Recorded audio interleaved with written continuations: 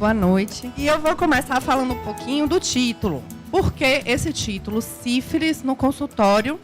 Obrigada. No consultório de ginecologia. Toda vez que a gente vai falar sobre sífilis, a gente ouve falar muito de sífilis congênita, transmissão vertical, né? Sífilis na gestação. E hoje, a gente está vendo no consultório privado, no consultório que atende à iniciativa dos convênios, a presença da sífilis, cada vez mais no nosso dia a dia. Então, para além de quem faz saúde pública, a gente tem visto sífilis no consultório também privado. Então, a intenção do título foi trazer esse novo momento que a gente está vivendo com a sífilis. E falar de sífilis, a gente não pode deixar de trazer as ISTs como um todo. Tá? Então, eu gosto muito de... Essa imagem era para a gente trazer o quanto as pessoas que têm infecções sexualmente transmissíveis não conseguem chegar à cura, porque no meio do caminho, muitas vezes, elas não têm o diagnóstico feito da forma correta e não têm o tratamento feito da forma adequada também. Então, a sífilis, ela é causada pelo treponema pálido, velho conhecido nosso, é uma espiroqueta de transmissão sexual e também vertical. É uma doença sistêmica, de evolução crônica, sujeita a surtos de agudização e períodos de latência quando ela não é tratada. Tem duas coisas que a gente aprende na universidade que podem ser tudo. Uma é tuberculose e a outra é sífilis, né? Uma doença que mimetiza muitas outras doenças. Então, a gente tem que estar sempre pensando sifiliticamente, como eu aprendi lá atrás. Eu vou trazer alguns dados locais, eu não vou trazer epidemiologia nacional, porque o que a gente quer ver é o que está acontecendo aqui, na nossa região, no nosso entorno. Então, esse é um dado de sífilis em gestante congênita, e aqui a gente vê o aumento. Tá? Isso é por 100 mil nascidos vivos, e é gritante o aumento que a gente tem, não só de sífilis em gestante, que ótimo, isso foi o diagnóstico que foi dado precocemente no pré-natal. Mas, infelizmente, a sífilis congênita também acompanhou esse aumento. Isso significa mulheres que tiveram sífilis e não foram tratadas no pré-natal. Tá? E aqui um dado bem fresquinho, que saiu na mídia, mas a gente precisa se dar conta do que é o impacto desse dado. Esse é o dado do Fique Sabendo, do Carnaval de Salvador, e eu fiz questão de conversar com alguns profissionais que atuaram lá, para saber que público foi esse que fez essa testagem. E eu ouvi diferentes informações, mas, no geral, foi um público jovem, foi um público que era hétero, que era gay, que era rico, que era pobre. Então, foi um público da população geral. E a gente teve 11,6% de positividade em sífilis. De cada 10 pessoas testadas, pelo menos uma deu positivo para sífilis. E HIV, 2,4%. Tá? Então, a gente tem que estar atento que isso é a nossa realidade. Esses postos eles estavam na Ondina e estavam lá no Campo Grande. Circuito de carnaval, que todo mundo passa. Tá? Então, a sífilis, o HIV, está do lado da gente, no nosso dia a dia. A gente não precisa colocar longe. Quando eu trago essa realidade para o consultório, é porque é lá que ela está. O que a gente tem visto é que as pessoas colocam lá longe. É lá, longe. Não. É no nosso dia a dia, é no nosso cotidiano. Então, a gente tem que se atualizar sobre o que está acontecendo mesmo. Tá? Conversar também com nossos filhos, filhas, né? Pacientes, para que haja uma prevenção. Não é para ninguém parar de namorar, não, viu, gente? É para namorar de forma cuidadosa, se prevenindo. Eu brinco com as pacientes, vocês podem namorar à vontade, transar com quem quiser. Use camisinha. Essa mensagem a gente precisa reforçar, ela não é antiga, ela é necessária. E aí a gente vem com a história natural, só para a gente relembrar, porque isso a gente não vê todo dia, a gente esquece. Então, teve o contato com a lesão, contato com alguém que tem o treponema. 1/3 das pessoas que têm contato vão se infectar. De 10 a 90 dias após o contato, a gente vai ter lá a úlcera, o cancro. É uma úlcera não dolorosa, de fundo limpo, bordas endurecidas, e pode, muitas vezes, passar desapercebida. Quantas vezes a paciente não fala, na depilação machucou, ficou uma feridinha? né? O parceiro da paciente machuca de algum... No fecheclé, coisa mais antiga, fecheclé, mas é uma realidade. Muitas vezes a queixa é essa. Isso é a sífilis primária. E a gente tem que lembrar que, nesse momento, o VDRL, que é o exame que todo mundo aprendeu lá atrás, que é o teste não treponêmico, que a gente vai falar mais um pouquinho, ele pode não estar positivo ainda. Ele pode estar negativo. E a úlcera está lá, tá? Só lembrando que eu não posso deixar de falar de transmissão vertical. Nesse momento, a transmissão vertical ocorre em 100% dos casos, na sífilis primária. 3 a 12 semanas depois, aí ela passou uma pomadinha de qualquer coisa, usou um sabonete íntimo, a feridinha vai desaparecer, mesmo sem ser tratada como sífilis. E aí vem a sífilis secundária, com as suas lesões características, exantema difuso, principalmente palma de mão e planta de pé. Pode aparecer o condiloma plano sifilítico, né? Vamos ter lesões exuberantes, e isso chama mais atenção do paciente, que muitas vezes procura o médico com aquela queixa. Nesse caso, os testes não treponêmicos eles são positivos e com a titulação bem alta. E aqui a gente também tem uma transmissão para o bebê, se ela estiver na gestação, muito alta, 90%. Tudo bem, passou, é uma virose, que agora todo mundo tem virose exantemática, é uma virose, e não usou lá um antipirético, um chá, ela vai desaparecer também. Os sintomas podem durar até 14 semanas, mas, muitas vezes, em 4 semanas, menos de um mês, elas desaparecem. E aí vem a fase latente, que é a fase silenciosa, que muitas vezes é a fase em que o paciente chega no consultório da gente. Você pede o exame de rotina, vem lá o exame positivo. Ela não tem sintoma, ela sequer se lembra daquela feridinha que ela teve lá 6 meses atrás. Nesse período, o teste não treponêmico ele vai ter titulação baixa, e a gente lembra que aqui a gente pode ter 9 sintomas. Então, ela pode apresentar um secundarismo de novo, fazer nova exantema. E depois de um ano, a gente chama de latente tardia.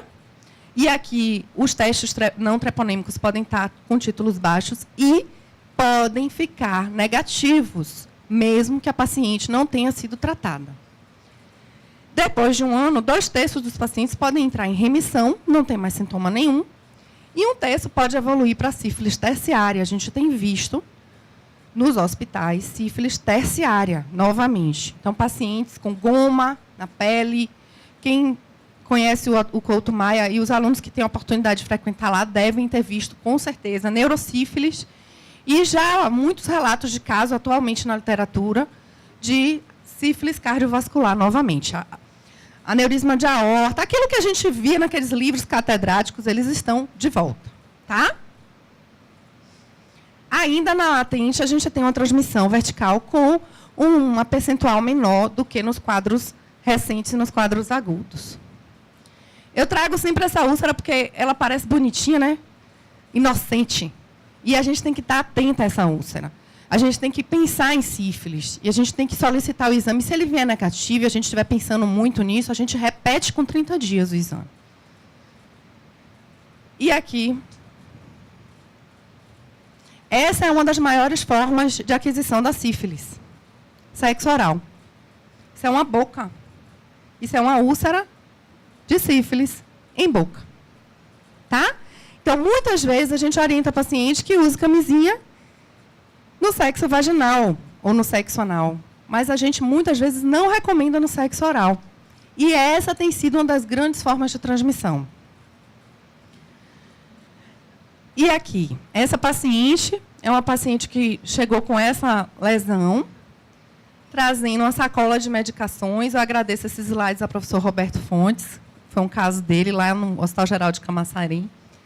Ela tinha usado antibiótico, antimicótico, corticoide.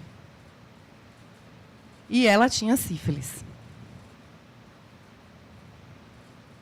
Isso aqui provavelmente é uma sífilis secundária. Aqui já é um condiloma sifilítico plano que usou muito medicamento e foi se transformando. Tá? Aqui são casos, para que a gente se lembre, olha como isso aqui parece, esses exantemas dessas doenças virais que estão agora surgindo muito. Né? Então, Quando a gente vê um quadro como esse, a gente precisa...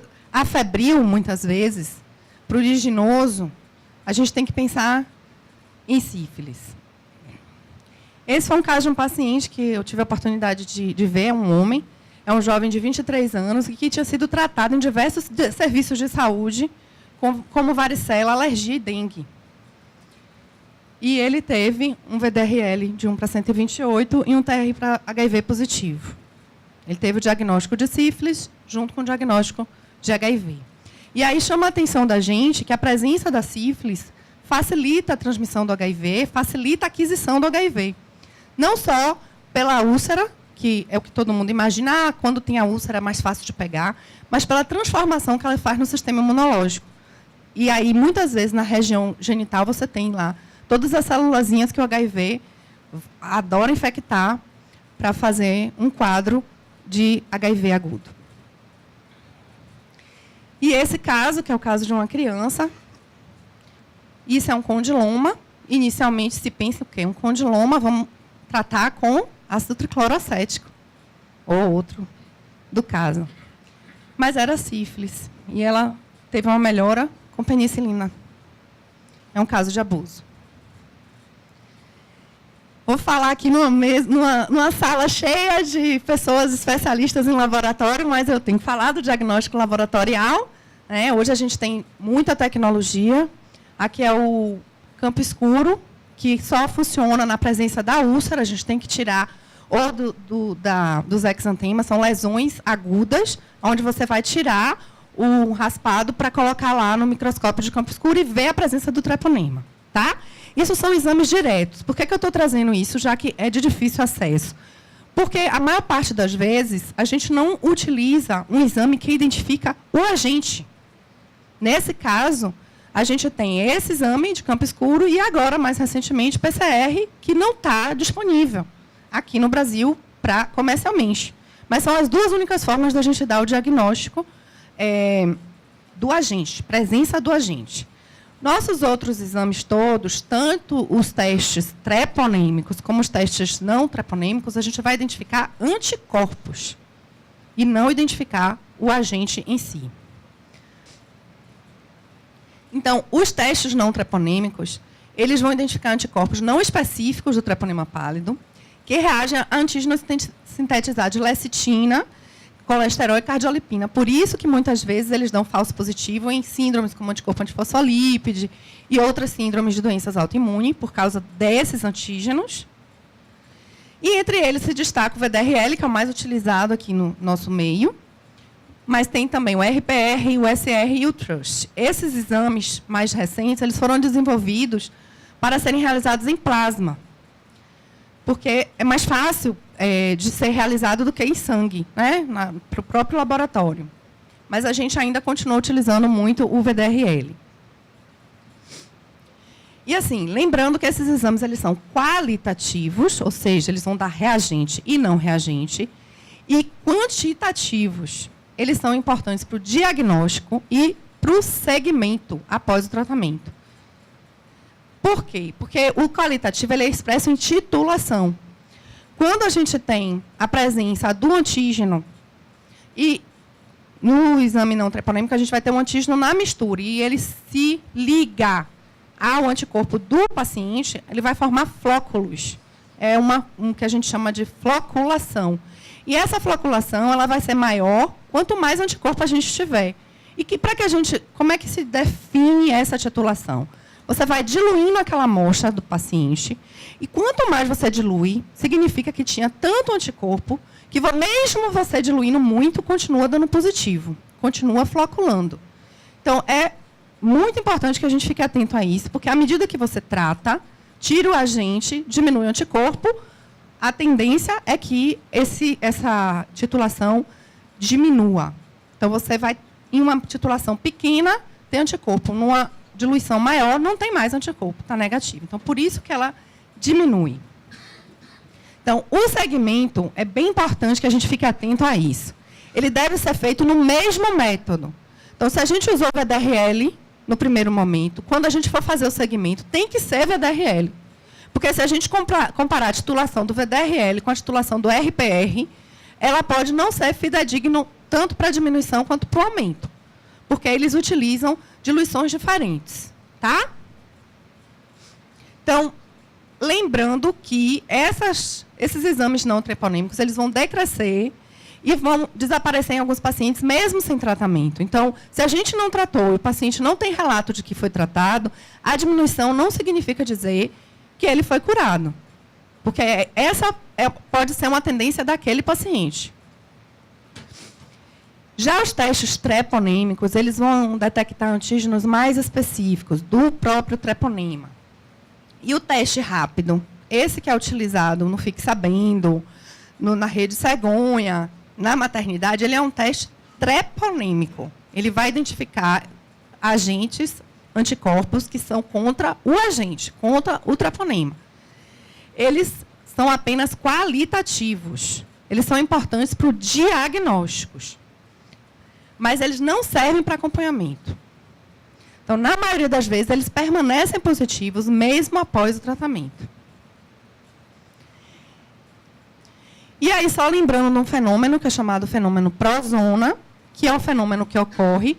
Aparentemente, a gente não tem reatividade, mas, na verdade, a gente tem tanto anticorpo, que os antígenos presentes lá no exame que a gente está fazendo não conseguem captar para fazer a floculação. E aí, ele dá um falso negativo. É um paciente que está com tanto anticorpo que, para dar positivo, você precisa diluir aquela amostra, para que você tenha mais antígeno disponível para flocular. Essa é uma coisa que sempre confunde para os alunos, sempre cai na prova, qual é o efeito prozona. Então, é essa a explicação. A gente tem tanto antígeno, tanto anticorpo no sangue do paciente, que ele não consegue reagir com aquela quantidade de antígeno presente naquela amostra, naquele exame que você está fazendo. E aí a gente dilui para poder fazer a melhor avaliação para 1 para 8. Vejam que já dilui 1 para 1, para 2, 1 para 4, 1 para 8, para ter certeza de que não tem realmente anticorpo naquele paciente.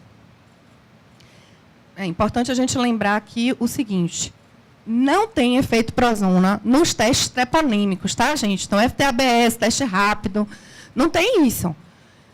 O efeito prozona, o falso negativo, porque tem muito anticorpo, é só no teste não treponêmico, é só no VDRL, RPR, esses outros exames que são os não treponêmicos.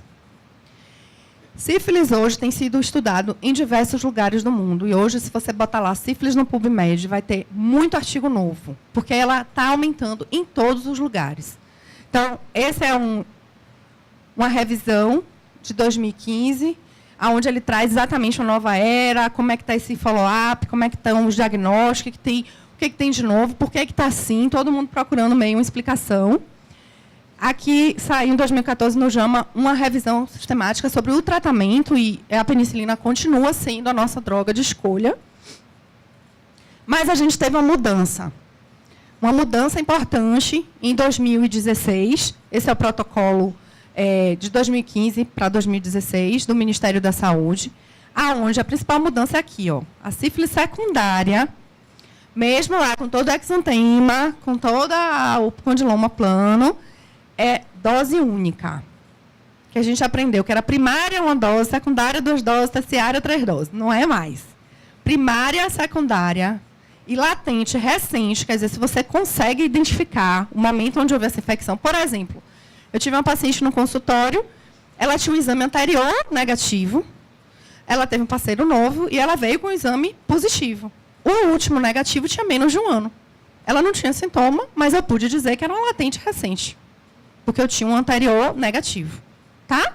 Então, mesmo ela não tendo sintomas, a temporalidade foi possível de definir por conta desse exame anterior de 1 ano atrás. No caso da sífilis tardia, a gente utiliza a penicilina benzatina por 3 semanas, continua, isso não mudou. E no caso da neurosífilis, a droga de escolha é a penicilina cristalina. E aí, óbvio, internado, fazendo endovenoso. Não posso deixar de falar que, no caso das gestantes, a gente realmente precisa ter um serviço que faça dessensibilização, né? Porque as outras drogas não são uma boa escolha e não vão tratar o bebê. E nas pacientes portadoras de HIV, a gente trata sempre como uma tardia. gente faz sempre as 3 doses, por conta da resposta à infecção, que não segue a mesma história natural habitualmente. E aí, faltou penicilina no Brasil, faltou penicilina em um bocado de lugar no mundo, por conta do matéria-prima. O que fazer? Optou-se por utilizar o ceftriaxone, principalmente no caso das gestantes, né, porque a outra droga de escolha é a doxiciclina, a gente não utiliza em gestante, mas pode ser utilizada na mulher não gestante e no parceiro, certo? Qual é o grande problema da doxiciclina? O tempo de uso. No caso da primária, secundária e latente recente, são 15 dias. Mas no caso da latente tardia, que é aquela que a gente não sabe quanto tempo, 30 dias. Tá? E, no caso do ceftriaxone, o tratamento é semelhante, endovenoso ou intramuscular, por 8 a 10 dias. Aí, em geral, se faz com a paciente internada. Lembrando que, nesses casos, o bebê não está tratado. Eu vou trazer rapidinho só o Jarit-Exenheimer, a reação de Jarit-Exenheimer, porque é uma presença ainda, e a gente nunca fala, porque todo mundo fica pensando, eu nunca vi isso, mas viu. Isso é engraçado, porque pode ocorrer em cerca de 30% a 50% dos pacientes tratados. É um fenômeno imunológico transitório que ocorre após o tratamento da sífilis. E eu fiz a revisão agora, e o primeiro relato foi em 1800 e alguma coisa, quando eles tratavam com mercúrio. Então, não é a penicilina que faz isso, realmente. Tem várias hipóteses, mas a que parece ser mais concreta é a morte do treponema, que libera algumas substâncias que causam a reação no sistema imunológico. E ele vai ter uma reação de febre, faz um quadro de febre, um pouco de exantema, um quadro de amolecimento, mas ele desaparece com sintomáticos. E isso não é alergia à penicilina. O que é o mais fácil para fazer a diferenciação é que esse exantema ele não coça, porque não tem eosinófilo. Então, o exantema da alergia à penicilina coça, e do Jarit não coça. E a gente vai tratar com sintomático e esperar melhora. O grande problema são nos casos de sífilis terciária, que aí sim, quando tratados, podem ter uma complicação da patologia. Então, o paciente que tem uma alteração cardíaca pode ter um agravamento do quadro. O paciente de neurosífilis pode ter um agravamento do quadro neurológico por conta dessa síndrome. E o controle? Tudo bem, diagnosticamos, tratamos. Como é que a gente acompanha esses pacientes? Gente, aqui é diferente de gestante, tá? Então, eu acho essa coisa de trazer para a ginecologia, eu achei muito importante, porque a gente sempre pensa na gestante. Mas aqui, na não gestante, o segmento ele é trimestral no primeiro ano e semestral no segundo. Não é mensal. A gestante é que é mensal. Mas a mulher não gestante, esse segmento é trimestral. E por que é importante a gente dizer isso? Porque muitas vezes não tem a queda em um mês e a pessoa fica apavorada. Então, em 3 meses é que você vai ter o começo da queda do teste não treponêmico, do VDRL. Então, quando é que a gente caracteriza que a infecção foi curada? Quando a gente tem a diminuição de 2 ou mais títulos do teste. Por exemplo, 1 para 32, que cai para 1 para 8. Ou a negativação, quando a gente tem títulos baixos. Em 6 a 9 meses pós-tratamento. Então, não é tão rápido quanto a gente gostaria. E a diminuição é mais lenta quanto maior a duração da infecção. Então, quando a gente tem sífilis primária ou secundária, já nos primeiros 3 meses, há uma queda. Mas quando a gente tem uma sífilis latente, e tem lá 1 para 8, para ela chegar a 1 para 1, pode demorar 1 ano, 9 meses. Tá? E lembrando que quando a gente não usar a penicilina, quando a gente usar o ceftriaxone, ou quando a gente usar a doxiciclina, a gente precisa ser mais cuidadoso. Então, esses pacientes a gente vai testar um pouquinho mais de perto, 60 dias. Tá? Porque pode ser que não tenha acontecido o tratamento adequado. Toda a segurança que se tem do tratamento da sífilis é com a penicilina. Essa recomendação de repetir com 60 dias é do Ministério da Saúde. E aqui, importante, gente, sempre surge essa dúvida, o que fazer com o parceiro? Óbvio que a gente não vai mandar receita de penicilina para casa, tá? A gente vai tratar o paciente, se ele vier ao nosso consultório e a gente fizer uma anamnese com ele e ele aceitar ser tratado. Então, eu convoco e muitas vezes eu atendo o paciente.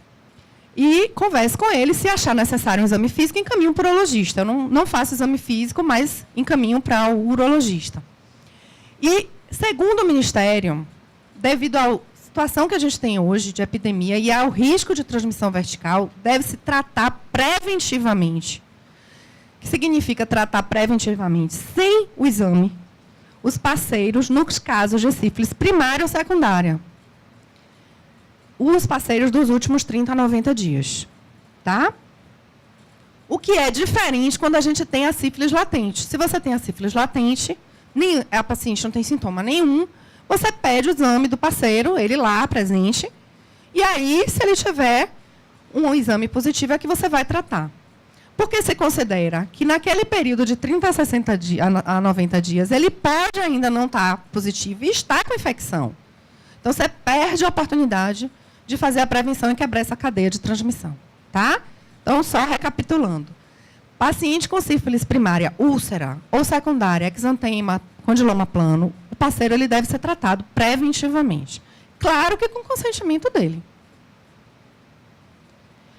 E o que é que acontece quando há uma reinfecção? Ocorre uma elevação dos títulos. Então, os títulos eles vão se elevar a partir de 2 diluições em relação ao último exame que você fez. Pode indicar reinfecção e aí a gente trata novamente. Lembrando que cerca de 15% a 20% dos pacientes, eles vão ser... Eu não consegui traduzir esse termo, eu procurei bastante, serofast. E é aquele paciente que não muda a sorologia, não muda a titulação. Ele fica com aquele 1/4 a vida inteira e não cai, ele fica com aquele 1/8 e não cai, ou ele cai de 1/8 para 1/4, mas não chega a 1/2 e 1/1. Isso é aceitável. Tá? De 15% a 20% dos casos, isso vai acontecer. E como é que eu vou saber que aquilo é um serofast ou é um paciente que teve reinfecção? Voltando, reinfecção ele vai elevar a diluição, tá? A titulação. E a gente vai sempre avaliar a história clínica, epidemiológica e as parcerias. E a decisão vai ser realmente caso a caso. Quanto mais a gente estuda sífilis, quanto mais a gente atende sífilis, mais a gente tem dúvida. Isso aí é do dia a dia. E agora o que a gente tem tido muito, que são as complicações, né? Surgindo casos de neurosífilis em pacientes com... isso eu trouxe esse artigo de pacientes com HIV, mas já tem relatos de neurosífilis em pacientes sem HIV, com sífilis primária e secundária, já apresentando alterações de líquor, já apresentando cefaleia, a alteração do sensório, faz o líquor, está lá o treponema, VDRL positivo. Eu não trouxe muito a parte de neurosífilis, porque não é o do nosso consultório, mas é importante a gente saber que isso pode acontecer. E, mais recentemente, sífilis ocular. Estão existindo relatos, muitos casos, que é uma coisa nova, de cegueira, perda da visão, alteração visual, em pacientes por sífilis. Essa eu não conhecia da faculdade, eu aprendi bem mais recentemente. Tá? Então, são novas situações. Provavelmente, a gente não tinha esse diagnóstico prévio, que agora a gente pode ter. Bem, era isso que eu tinha para trazer e estou aqui disponível para perguntas.